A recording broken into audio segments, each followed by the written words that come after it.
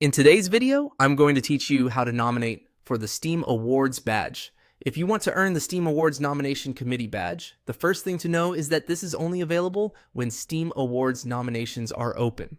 So start by going to the Steam Awards nominations page on Steam. This is where you'll see the current award categories and the games that are eligible to be nominated. If the event is live, you should be able to interact with the page right away and begin choosing your picks. Once you're on the nominations page, nominate a game in at least one category. This is the basic action required to earn the badge. You don't need to complete every category just to get started. As soon as you submit at least one nomination, you should qualify for the badge. Take your time here and choose a game that fits the category well, since Steam usually organizes the awards around different types of player experiences and achievements. If you want to level up the badge, there are a few additional things you can do directly through the Steam Awards page. First, nominate a game in all categories. Completing every category helps increase your progress and shows fuller participation in the event. Next, play one of the games you nominated. This step is useful because it confirms activity connected to your nomination choices.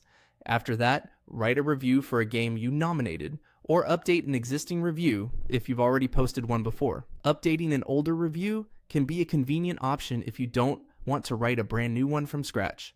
These actions together can help improve your badge level beyond the initial version.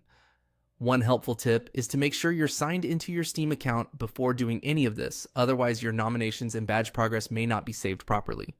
Also, if you're planning to level up the badge, it can be easier to finish all of these tasks in one session while the event page is open, so you don't forget anything.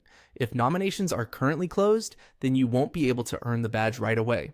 In that case, you'll need to wait until the next Steam Awards event opens.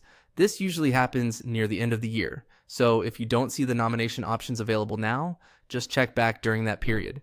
And that's how to nominate for the Steam Awards badge. Once nominations open, head to the page, submit at least one nomination, and if you want extra badge progress, complete the remaining activities as well.